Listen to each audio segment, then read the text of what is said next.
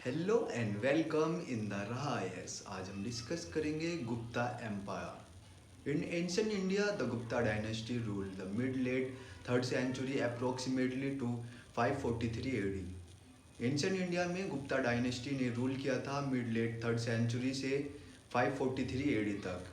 Founded by Shri Gupta, the dynasty rose to form with rulers like Chandragupta first, Samudragupta etcetera. इसके जो founder थे Gupta dynasty के वो थे श्री गुप्ता, जिन्होंने गुप्ता एम्पायर स्टार्ट किया था। डायनेस्टी को फेम जो मिला था वो उसके रूलर से मिला था, जो कि चंद्रगुप्ता फर्स्ट थे और समुद्रगुप्ता समुद्रगुप्ता थे। उनकी वजह से इसे ज़्यादा फेम मिला था, डायनेस्टी ज़्यादा मतलब ग्रो कर पाई थी। Gupta's set up their rule over the fertile plains and Madhya Desha, also known as Anuganga, the Middle Gangetic Basin, सकेता यूपी अयोध्या। सकेता यूपी अयोध्या को कहा जाता है, प्रयाग यूपी का पार्ट है, एंड मगधा मोस्टली बिहार। इसने डायनेस्टीज ने जो रूल किया है मतलब फर्टाइल प्लेन्स पे क्या है, जहाँ पे मध्य देशा था, अनुगंगा जो कि गंगेटिक बेसिन प्लेन था, और साकेता कहते थे यूपी अयोध्या को, वहाँ भी रूल किया है। प्रयाग यूपी का पार्ट है, वहाँ भी इसका रूल था। और मगधा जो मोस्टली बिहार का पार्ट है, वो वहाँ भी इसका रूल था। Gupta made good use of iron ore reserves in central India and south Bihar. Guptas ने जो यूज किया है मतलब जो आयरन और निकलती थी रिजर्व से, उसका सेंट्रल इंडिया में और साउथ बिहार में अच्छे से यूज किया है। Gupta empire started silk trade with Byzantine empire, eastern Roman empires. Gupta empire है उसने स्टार्टेड किया था सिल्क ट्रेड। जो इंडिया में सिल्क ट्रेड स्टार्ट हुआ था वो गुप्ता एम्पायर द्वारा स्टार्ट किया गया था, जो कि बाइंजामाइट एम्पायर के साथ स्टार्ट किया था इन्होंने, जो कि ईस्टर्न रोमन एम्पायर है। ईस्टर्न रोमन एम्पायर का एक पार्ट है, वहाँ पे स्टार्ट किया था इन्होंने। The Gupta period in ancient India is referred to as a golden age. जो गुप्ता पीरियड है एंशिएंट इंडिया में उसे कहा जाता है golden age, because of numerous achievements. उनके न्यूमरस अचीवमेंट्स थे in the field of arts, literature, science and technology, क्योंकि उन्होंने बहुत सारे अचीवमेंट्स लेते सारे फील्ड्स में, जैसे arts, literature, science and technology में। साइंस एंड टेक्नोलॉजी में इम्प्रूवमेंट किया था गोल्डन एज में, इसलिए इस पीरियड को गोल्डन एज कहा जाता है, ancient golden age. It brought about the political unification of the sub continent. मतलब इन्होंने एक पॉलिटिकल यूनिफिकेशन कर दी थी, सबको एक जगह जोड़ दिया था पूरे सब कॉन्टिनेंट में गुप्ता गुप्ता एम्पायर ने।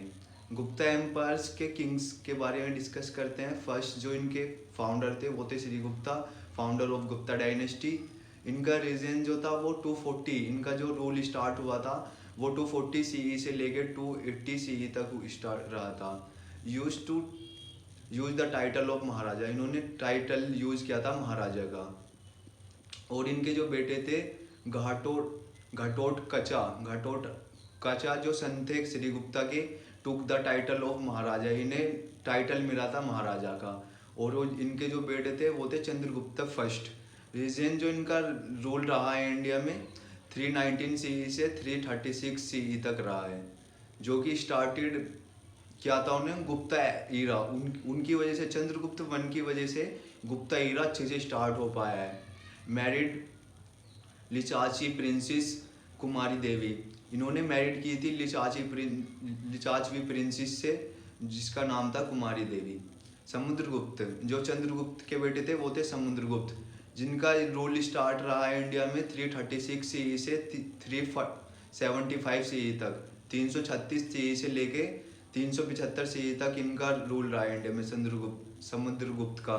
और इनको नेपोलियन ऑफ इंडिया भी कहा जाता है। वी ए स्मिथ जो कि इंडोलॉजिस्ट मतलब इडिस इंडोलॉजिस्ट थे, वो वी ए स्मिथ ने नेपोलियन ऑफ इंडिया का टाइटल भी दिया है। चंद्रगुप्त सेकंड जो समुद्रगुप्त के बेटे थे, चंद्रगुप्त सेकंड, उनका रीजन जो रूल रहा है इंडिया में 376 सीई से 415 सीई तक रहा है। और चंद्रगुप्त सेकंड ने ही नवरत्न से स्टार्ट किए थे अपने कोर्ट में, जिन्हें नवरत्न मतलब 9 जेम्स ऑफ हिज कोर्ट कहा जाता था, जो उनके मतलब खास नवरत्न थे, 9 जेम्स थे इनके कोर्ट के। Took the title of Vikramaditya, इन्हें टाइटल दिया जाता है चंद्रगुप्त सेकंड को विक्रमादित्य का। कुमारगुप्ता, इनके बाद चंद्रगुप्ता के बाद कुमारगुप्ता, इनका रीजन जो रूल रहा है 415 CE से 455 CE तक रहा है। और इन्होंने कुमारगुप्ता ने फाउंडेड किया था नालंदा यूनिवर्सिटी जो फाउंडेड हुई थी वो कुमारगुप्ता द्वारा की गई थी, Nalanda university. He was also called Shakraditya, इन्हें शाक्रादित्य भी कहा जाता है। और इसमें गुप्ता एम्पायर में पॉलिटिकल और एडमिनिस्ट्रेशन के बारे में डिस्कस करते हैं। Great tact and foresight were shown in the governance of the vast empires, मतलब जो ग्रेट टैक्टिक्स, इनके अलग ही टैक्टिक्स थी और इनकी फोरसाइट मतलब दूर तक सोचने वाली जो इनका तरीका था, उसकी वजह से अच्छा गवर्नेंस था। इनके जो बड़ा एम्पायर था उसमें ये अच्छे से कंट्रोल कर पाते थे अपने एम्पायर को। The large kingdoms were divided into small pardesa provinces and administrative heads were appointed to take care of them. जो इनका लार्ज किंगडम था उसे डिवाइडेड किया गया था इनटू स्मॉलर प्रदेश में और उन प्रोविंसेस में, जिसपे एडमिनिस्ट्रेटिव हेड्स इन्होंने बिठाए हुए थे जो अपॉइंट किए गए थे इनके थ्रू और जो उसकी एम्पायर की टेक केयर करते थे, उस एम्पायर को कंट्रोल करते थे और इनको किंग्स को, जो गुप्ता एम्पायर का किंग रहता था उसको रिपोर्ट करते थे। The kings maintained discipline and transparency in bureaucratic process. जो किंग्स थे वो मेंटेन करते थे डिसिप्लिन और ट्रांसपेरेंसी इन ब्यूरोक्रेटिक, जितने भी कोर्ट के काम थे उनके जो कोर्ट थे, दरबार थे, उनमें ब्यूरोक्रेटिक प्रोसेस में उनके ट्रांसपेरेंसी रहती थी और डिसिप्लिन रहता था। क्रिमिनल लॉज वॉज माइल्ड, उस टाइम पे क्रिमिनल लॉज बहुत कम थे, बहुत मतलब मामूली थे criminal laws. And punishment was unheard, उस टाइम पे किसी को ज़्यादा पनिशमेंट नहीं मिलती थी। And judicial torture was not practice, उस टाइम पे जुडिशियल टॉर्चर भी नहीं किया जाता था, किसी को प्रैक्टिस ही नहीं होती थी इस चीज़ की। पीपल कुल मूव फ्रीली, पीपल इधर उधर कहीं भी जा सकते हैं, कहीं भी रह सकते हैं, इधर उधर फ्रीली मूव कर सकते हैं। Law and order regain and according to the Fahien, जो लॉ एंड ऑर्डर था वो इसमें गुप्ता एम्पायर में अकॉर्डिंग जो था उसका नाम जिसके अकॉर्डिंग था वो था फाइन के अकॉर्डिंग लॉ एंड ऑर्डर था। Indicates the theft and burglary were rare, उस टाइम पे चोरी और गंदे काम बिल्कुल बहुत रेयरली होते थे। लॉ एंड ऑर्डर का नाम था गुप्ता एम्पायर के टाइम पे फाइन अकॉर्डिंग होता था, फाइन के अकॉर्डिंग। सोशो इकोनॉमिक कंडीशंस कैसी थी उस टाइम पे गुप्ता एम्पायर पे? People led a simple life, people जो थे बहुत सिंपल लाइफ जीते थे। Commodities were affordable and all around, commodities रोज़मर्रा की जो चीज़ें हैं वो बहुत अफोर्डेबल थी, हर कोई खरीद सकता था और हर जगह थी, वो हर एरिया में थी। Gold and silver coins were issued in the great number which is a general indicative of the health of economy. Gold and silver coins issue होते थे उस टाइम पे, मतलब जो हम यूज करते थे gold and silver coins use करते थे उस टाइम के पीपल, और मतलब इससे एक इंडिकेशन मिलता है कि उस टाइम पे काफ़ी पैसा था देश में, हेल्थ और इकोनॉमी बहुत अच्छी थी।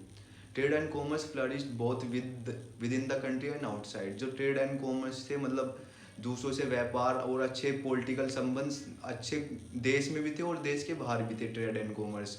Silk, cotton, spices, medicines, priceless gemstones और पर्ल्स, प्रीशियस मेटल, स्टील वर एक्सपोर्टेड बाय सी, मतलब बहुत सारी चीज़ें सिल्क वगैरह, प्रीशियस मेटल्स, मेडिसिन्स, स्पाइसेस, मतलब बहुत सारी चीज़ें एक्सपोर्ट की जाती थी सी के थ्रू। उस टाइम पे बाई एयर तो कुछ है ही नहीं था, उस टाइम पे बाई सी सब कुछ एक्सपोर्ट और इम्पोर्ट किया जाता था।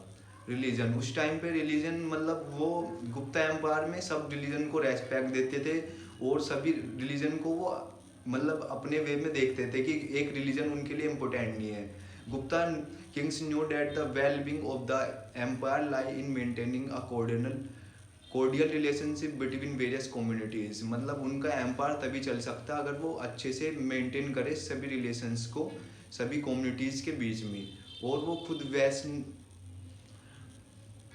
वो जैनिज्म को भी मानते थे, वो बुद्धिज़्म को भी मानते थे और हिंदुज़्म को भी मानते थे उस टाइम पे, मतलब सभी रिलीजन की वो रेस्पेक्ट करते थे, सभी को इक्वल लेके चलते थे।